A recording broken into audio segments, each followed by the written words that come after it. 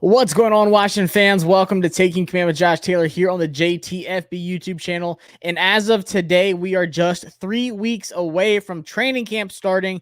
That is right. I will be flying from Austin, Texas, back to Virginia. I'll be in Ashburn for that Thursday, Friday, and Saturday practice at training camp. Cannot wait. Looking forward to it. Just being around the team, being around practice again. The season's coming up. I'll be coming back in August for the preseason game against the Ravens, and then I'll be coming back for the start of the season, so don't worry. You did not get rid of me that easily. I'm loyal to this team. I will be making plenty of trips back to Virginia and just being around this team as much as possible. But in the meantime, I'm going through some position evaluations. I'm just really breaking down my thoughts on each position going into training camp, what I'm going to be looking for, and then, of course, what to expect in the season. So hit that subscribe button, hit the like if you enjoy what you see. This one's not going to be crazy long. If you haven't seen the other ones already, go back and look at some of the positions I already talked about, like offensive line was the last one I did.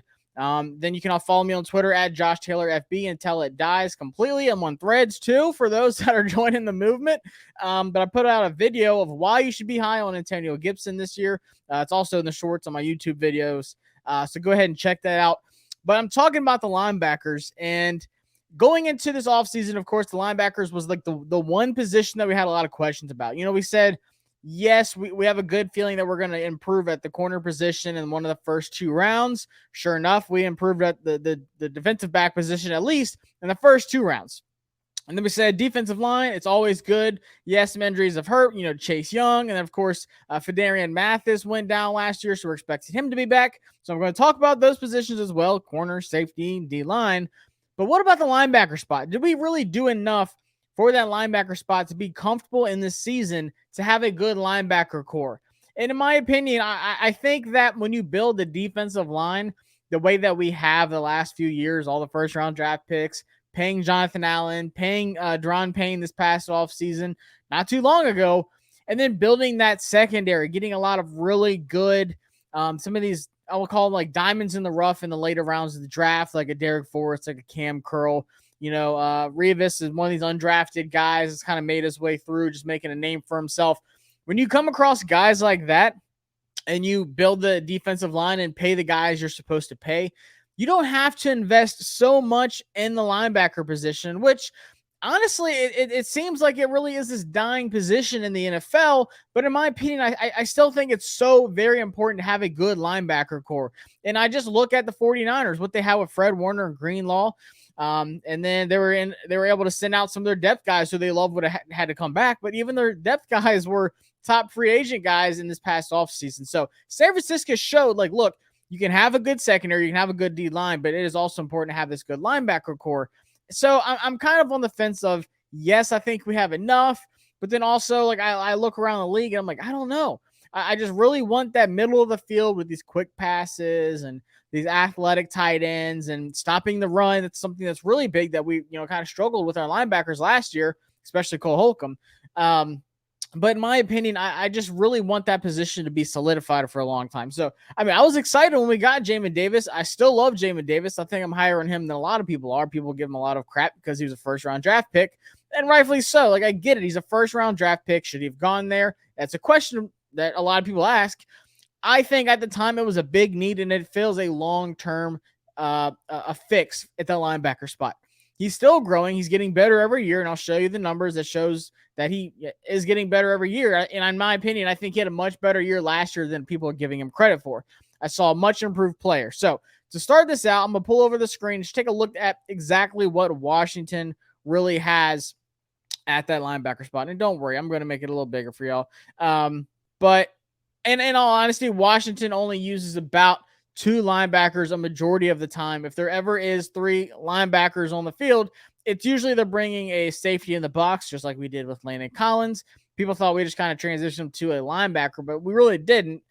In a way we did, but we just kind of threw him in the box more often than he was back in coverage. And we do the same. We do it a lot. We rotate guys in. Cam Curl comes up. You'll see Forrest come up. You'll see Martin, the rookie. He'll play up in that spot sometimes. We're going to rotate some guys around. I think we'll play a lot more nickel this year, just because it's a nickel league right now. Like, you want 3 corners on the field as much as possible because it's a passing league. But if you really take a look, obviously Jamin Davis, Already talked about him. Super young still. Has an upside that we're waiting to just see him hit that full force. One of the most athletic linebackers ever tested for the NFL draft. Jamin Davis has everything. He just had to really learn a lot more on this offense than some linebackers had to. So Washington said, hey, we see this guy. He's got all this upside, all this athleticism. He just really needs to learn this defense because it's different than what he did at Kentucky. And that's okay. It's taking some time. I get it. But I think last year it really started clicking for him. And he was playing a lot more loosely, more instinctive. He was smart with all of his reactions. And he was much better in the run stop, by the way. And then Cody Barton. And this is a guy I might do like an individual video on, just breaking down what he did at Seattle. But in my opinion, when we got him, I honestly didn't really know too much about him. So, I reached out to some Seattle guys. There's a guy with Sports Illustrated. Forgive me, I can't remember his name. But he actually did a article on Cody Barton before free agency and stuff, and said Cody Barton was one of the surprises on that defense last year. And looking back at the numbers, I can see it. He just said that the season started rough for Cody Barton, and then as the season progressed, he really started coming on, and fans were really liking him. He got a lot of production, and I'll show you the numbers on that. And then we have Cleek Hudson, who's another one of these younger guys, middle round, fifth round out of Michigan, kind of like played that Viper role at Michigan, really good coverage, another really athletic guy. If you play with two linebackers on the field, these are the kind of guys you want. Jamin Davis, Cody Barton, Cleek Hudson, those athletic, faster, rangy coverage guys who can still rush the quarterback and still stop the run. But you just don't have a liability out there with the slower guy. And I hate to say it, Cole Holcomb was starting to turn into one of those guys, and loved Cole Holcomb. I think he was good. He had some really good moments. But you saw last year, especially go back to that Detroit Lions game. I remember watching that game, the all 22 of that game, about 2 or 3 times. There's so many times where Cole Holcomb missed big time runs. And Jamin Davis was actually phenomenal that game, stopping the run, getting to the quarterback, and in coverage. I right then and there saw the difference between Jamin Davis and Cole Holcomb. And you can look at, the ESPN app, you can check what people are saying on Twitter, but that stuff does not show up unless you watch the tape. And people saying all the time, like, people always say watch tape. Because the tape doesn't lie. The tape shows you exactly what you need to see, and there's nothing wrong with that. Then we have David Mayo, Milo Eifler, who had a really good end of the season. Honestly, a really good game against the Cowboys. He's actually one of the best run-stopping linebackers in the NFL, according to PFF. He's like top 6. Yes, very, very, very limited sample size. But when he's on the field, he makes the most of it. And then DeJohn Harris. So we have a little bit of depth. But like I said, we only really run 2 linebackers majority of the time anyways. So there really isn't some giant need to, have a ton of linebackers on the field. So how the season ended, I was like, all right, I'm expecting to get some big-time veteran, something like that. We saw some names thrown out there. There's still some linebacker names available, and I'm not ruling out by any means that Washington's not going to go after one of these veterans or wouldn't think about getting a veteran guy to lead that locker room at the linebacker spot. But I don't think they really need it. I think they have enough leaders in the locker room. I think they just really want to see what they can get out of this young linebacker core and just let these guys thrive. So I want to take a look at everything and really just show you guys how the defense stacked up, how Jamin Davis really looked last year, what the numbers look like on PFF. And in my opinion, I feel like Washington knows what they want to get out of these linebackers, and they're kind of just banking on that to happen. They're not rushing and overpaying some veteran who wants a ton of money and just throwing something at the wall in hopes it sticks. Like they think they have something with these young guys, and especially Cody Barton. Like that's someone that I've been studying a good bit this past few months since we've gotten him, and he's really surprised the heck out of me. So we have Jamin Davis. Yes, he's still only 24 years old, still super young, 6'3", 234. That's the big thing there. He's a first-round draft pick. People want to see that stuff popping up. Last year, 2022, he had 80 solo tackles, which was tied for 30th in the NFL. He had 21 assists, no interceptions, no fumbles. Okay, it is what it is. 2022 overall grades, it was getting slightly better. I mean, it started pretty rough in his first 2 seasons, honestly. But you show the difference in the run defense with the coverage snaps. He had 421 coverage snaps, 347 run defense snaps, and 65 pass rushing snaps. So they're not afraid to really break them down and say, hey, go to the quarterback, or you have to stop the run this play, or you got to be in coverage this play, and just really take a look at it. I was trying to see a way if I could actually look at his whole season or like his whole career. I mean, like throughout the numbers. Sometimes they let you do that. Yeah, it's like a career. Here we go. So this is just breaking down the numbers of game by game last year and then the careers down low. So the one thing I'm taking a look at is obviously coverage. That's one thing that we struggled in heavily. Kind of had some, rough starts to the beginning of last season, but he was getting much better in the tackling. You see a lot of green here. And then as the season really was going on, his overall defensive grade as a whole was getting much better. You see a rough patch here against Atlanta. I'll have to go back and watch tape, see what happened there. Played 57 total snaps. But look, as the season was going on, his tackling was getting much better. 78, 83, 82, 81, 80. Putting up some good, pretty good numbers. Coverage was getting better. He had an 89 against Philly. That's when everybody was balling out. The coverage, he ended the season much better than expected.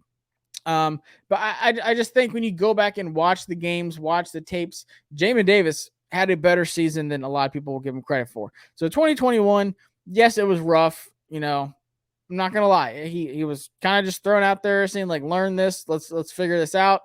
And he was just learning on the fly, and there's nothing wrong with that. But if you take a look at the numbers, he had a 46.8 defensive grade in his rookie season. I mean, he was averaging 40s, mid 40s, high 40s, into the 50s in all categories on defense. He played 581 snaps. Because you remember, at the beginning of his rookie year, everyone's like, oh, Jamin's not really playing a lot. I wonder why. Last year, he played 833 snaps. That's a ton. And he was still producing pretty good numbers, especially his tackling got way better. And that's because of his instinct. He was reacting the way he should have. He wasn't whiffing on stuff. He wasn't like second guessing and out of positions and missing tackles. And I'll say, like, his coverage did get better. He's still working on it. But overall, like, Jamin Davis had a much better season last year. So I think am I going to call him a breakout candidate? You know what? Yeah. I think Jamin Davis is in a good position to break out this season. And it's for a couple reasons. One, it's his third season. He's, learning the defense. I think this is the time for it to happen. And then second, the people around him. I think adding a Cody Barton, another young guy who is much better than what we had last year. I'll flat out say I think Cody Barton's an upgrade, even though he's not like a crazy big name. I think Cody Barton is a bigger name than what people would give him credit for. I think he's better than people don't really know him yet, but I think he's going to come on strong. But I think the defensive line, I think the secondary, he has everything in place. And I know he did last year too. And like I said, he got better. But I think everything around him is in place where he can just play the way he needs to. The defensive line's getting to the quarterback. They're making him roll out of pocket so Jamin can come in and tackle him for a loss, or, these big stops, or they're forcing the quarterback to throw the ball quick, and he's right there in a position to get these interceptions and let that stuff translate to where it's production numbers. Like, he was in a better position last year. I just want to see more production numbers, and that's okay. I think it's coming. And same thing with the secondary. Like, when he knows that he has that kind of secondary behind him, he is more comfortable at being able to do what he does down low in that second level as a linebacker. So I think Jamin Davis is poised for a big season. Like I said, I really want to talk about more of Cody Barton and what he brings to this team, because I was kind of surprised, like, taking a look at how he really finished his season last year and some of the numbers that he put up. So he's only 26, by the way. I just turned 30 like last Sunday, July 2nd. So, like, I hate saying that these guys are really getting old, but they're not. Like, 26 years old is nothing. He was born in 1996. Like, he's still a young guy who has much more upside to him. He was a third-round pick by Seattle back in 2019. But just look at some of these numbers. 91 solo tackles. That's tied for 18th in the league last year. 35 assists, which is a lot, which is, like I said, that's good news for Jamin Davis to where he can thrive. Tied for 14th in the league last year. 2 interceptions, which was tied for 4th at the linebacker position last year. And I know these numbers, you're like, 60-something. Like, if I got that in school, that would suck. But I'll show you guys, like, breaking it down as the season went on. He started kind of rough, but that second half of the season was so good. So we already went over numbers, and he missed 8 tackles last year, 45 stops, 2 sacks added to those. But I mean, it was pretty much almost 50-50 split down between run defense and coverage snaps with Seattle, who once again plays a lot of just 2 linebacker sets, and then 28 pass rushing snaps. So Washington said, hey, we saw some good things out of this guy.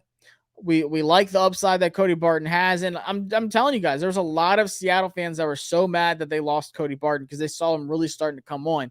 A lot of insiders, a lot of beat reporters were like, this guy was hitting his stride that second half of the season. Like this is a big loss for Seattle because he has so much more still left to really break out. So like I said, beginning of season, first 4 games, kind of rough. Then you see his run defense and his tackling get much better. His coverage is going up throughout the season. Had a couple hiccups. Every player does, honestly. But you can just tell overall this guy ended on a high note. Like he ended with a good straight track record of nothing but green here. Pass rushing, that's not really what we're going to have to use him for. So like I'm not looking at this like, oh man, I wish he would rush the quarterback better when he only did it 20 times last year for Seattle. I want him to be a really good coverage guy, which he showed that he can be.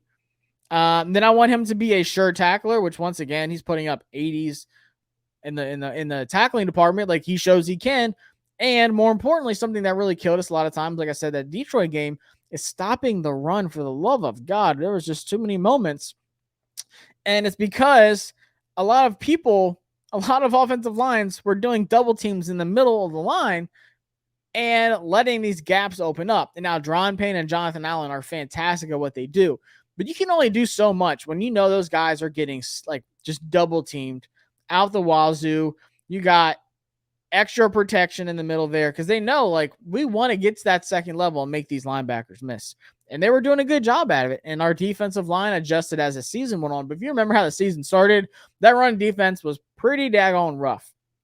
But then, like I said, like with Khalil Hudson, and he doesn't have like some crazy numbers to show, but I think that the upside for Khalil Hudson is there because, like I said, he has that kind of profile that you want out of these linebackers. He can cover, he can stop the run, he has that athletic ability. So, in my opinion, like if Washington gets any injuries, I'm like, man, we might, I think we definitely would be looking towards that veteran free agency market, see who's still out there, kick some buckets on some guys. As long as it's not, John Bostic again, like kicking those tires again, that's not what I want to get to. So do I feel good about the linebacker core? I feel pretty good about it. I can't wait to see what Cody Barton does. He's the one guy I'm going to be watching a lot in training camp, and I'm going to do a big time training camp preview before I head down there, probably like the week before, like that Thursday before training camp. So like 2 weeks from now, I'll do a big training camp preview. Might get my guy Rio or somebody on here to chop it up with. But I'm excited to see what he does at training camp. I'm excited to see him all over the field. I think that the ceiling of this linebacker group is high. I think Jamin's is high. I think Cody's is high. I think Khalil Hudson showed us some good. And then Milo Eifler, like I'll even throw him in there. Like he showed us some stuff at the end of the season. Like I said in that Cowboy game, Eifler looked daggone good. Like he's not just a special teams guy, in my opinion. I think he's a good depth guy. So I'm excited to see what they can do. Do I think they could be better? Do I think we could, have a Fred Warner or something? Yeah, of course. That'd be super nice. But when you pay the defensive line the way you did, and you're really just spreading it out to the secondary too, we got to pay Cam Curl hopefully this year coming up. In my opinion, like I'm fine with what we have at the linebacker group because we have so much around them that can really help them out. And they are young and they do have an upside. We just have to get them there. And I think it's coming. So let me know what y'all think. How do you feel about the linebacker group? Are you still worried about it? What do you feel about Cody Barton? Do you think Jamin, did make a jump last year? Just going back, watching the games, remembering what you saw. And what do you expect out of him this season? I mean, like I said, if we get any injuries, then I'm probably going to be worried. But I feel like with what we have in the kind of defensive schemes that we use, you do have some secondary help up front. Like I said, you got some big dime, big nickel. You got some regular nickel. We have that corner outside, beside you where you're not asking to do too much coverage-wise for a linebacker. I feel good about it. Like I said, I'm not always optimistic. Yes, it could be better. I'll say that, but I think Jamin Davis is poised to have a big season this year. And that production is going to show up. That's what I want to see. I want to see more sacks when he does rush the quarterback. More importantly, I want to see tackles for loss.